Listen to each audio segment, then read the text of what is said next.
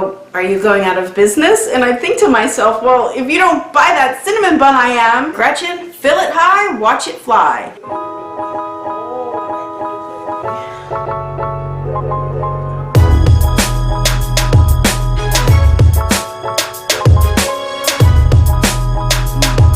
Well, it's another freezing, raining day in Jersey. It's about 58 degrees today. To me, it felt like it was 30. I guess I still have a lot of Florida in me. But it's also Memorial Day.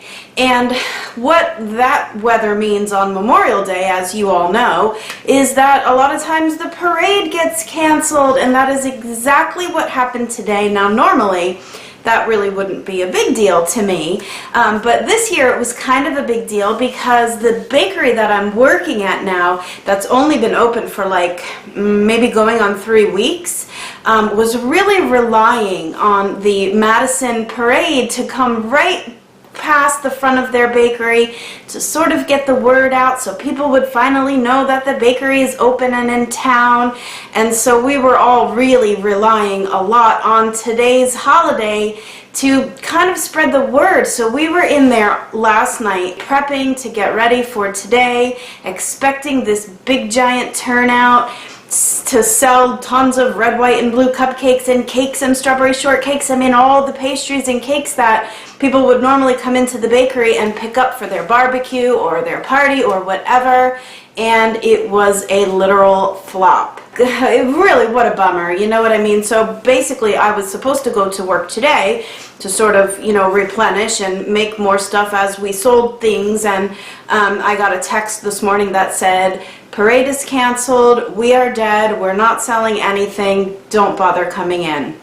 So for me, it wasn't too much of a big deal. I've been super tired because I've been working so much the last few weeks anyway, and I haven't had a chance to really do a lot of my videos and blogging recipes for you guys. So I took advantage of today and I filmed about 4 different videos. Got halfway through a lot of it, so you guys will be getting some new videos from me very soon. So, but like, it made me feel really bad for him because, and also it got me thinking just about the retail bakery or food business in general. I mean, as you guys, if you are working in that type of a business, I mean, retail to begin with is kind of like a nightmare business, but retail food is a whole other level. Because basically you have to fill the store up with everything that it is that you're trying to sell, just in hopes that people will come in to buy it, right? That's what retail is. You fill up your store no matter what it is you're selling, and you hope that people will come in to buy it.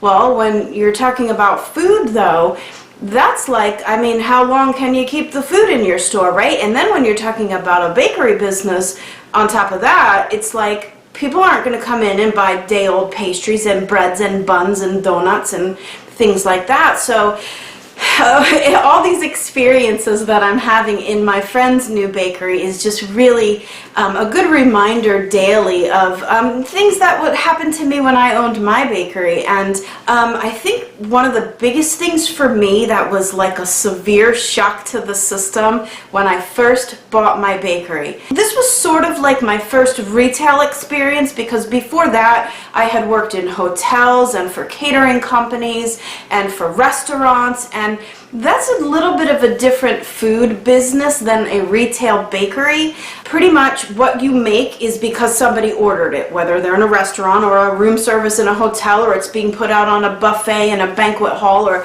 something like that. It's pretty much made because it's been ordered and it's already probably been paid for by the client. When it comes to retail, nothing's paid for. You don't know who's coming in to buy, and you just really hope that everybody does, but you have to fill the store no matter what. And so this was probably the biggest shocker for me, was to see how much food went into the garbage every night. Now I know a lot of you were saying, "Oh my God, I can't believe you threw it in the garbage. Why didn't you donate it or give it to charity?" And of course I did. Very quickly I got into the habit of contacting the local churches and the soup kitchens and the missions and all of those things, and getting in touch with people who would come every couple of days to pick up all of the stuff that didn't sell. So yeah, of course I didn't literally throw it into the garbage, but in terms of my money and the actual food that was made, and I didn't see a return on it, not to mention the employees that I paid to actually make that food, to me, that went into the garbage, because you can't really pay your rent by donating all of this extra stuff to charity and to soup kitchens and like that. And so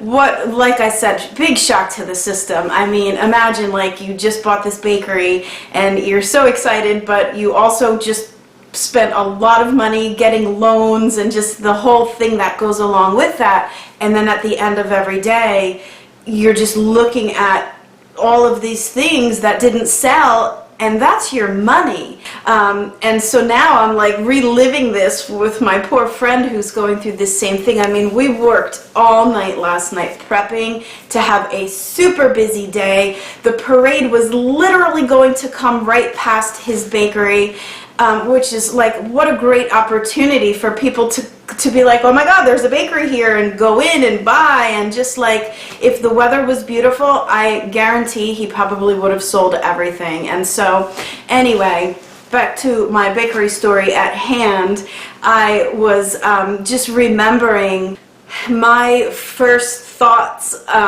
around all of those things. And so my first tendency was to just really want to pull back, and I was like, we can't be making this much stuff every day. Like, I wanted to stop making everything, because when you see it going into the garbage, it's like you just really want to pull back on the reins and try to get a grip on the situation. And so I probably put our production maybe in half after the first month of seeing how a lot of this stuff just wasn't selling. I mean, so then what ended up happening was the store looked bare. It basically looked empty. And so then people would come into the bakery and they'd look around and see that there was only like maybe 6 cinnamon buns where there used to be 18 of them, and maybe a half a tray of crumb buns where there used to be a mountain of them. And so they would then look around and go, are you going out of business? And I think to myself, well, if you don't buy that cinnamon bun, I am. So it was this really weird perception of when the store was full and just like overflowing with things. And as a consumer, I'm sure that you guys probably have that same experience, right? If you go into a bakery especially and you see like, I don't know, 4 cupcakes sitting there versus a tray of 24 cupcakes sitting there, you may have a reaction that would say, I don't know, maybe they're old or something, even though they're not. And so it's just like a really weird perception thing. And so anyway, I started to really hold back on production of a lot of these things, and then my store was empty all the time, and people would come in and go, oh, what are you going out of business? And they just weren't really tempted to buy because things weren't overflowing.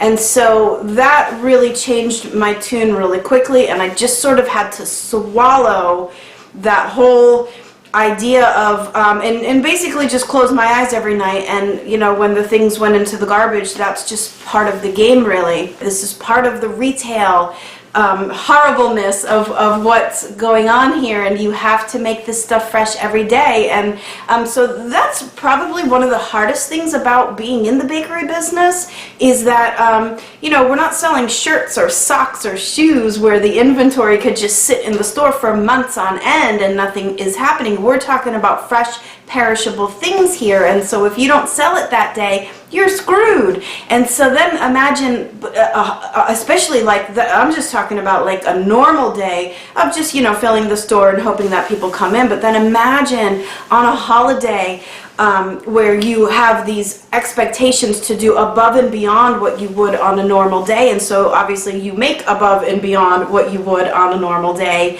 as far as product goes, and then you have something like weather that screws you up. So it's really just made me remember a lot of these things, and it's so funny because it seems like every time I have a story time, it's always just like these negative stories, and it's not intentional, and I hate to paint a picture of like this nightmarish stuff that goes on in the bakery business, but I think that those are actually the most poignant stories that I have, and in a way the funniest, but also in a way the most informative, right? Especially for people who are thinking about opening their own bakeries. And so anyway, I'd love to hear your comments and thoughts below about what you are doing to counteract the chaos of what could happen in a retail food business. And that's about it. That was just a real quick vlog for today. I wanted to kind of catch up with you guys, say hi, and because I didn't have to go to work, I wanted to definitely do that. So anyway, I am so glad that you guys are here with me. I hope you're liking these vlogs. If you are, don't forget to give me a like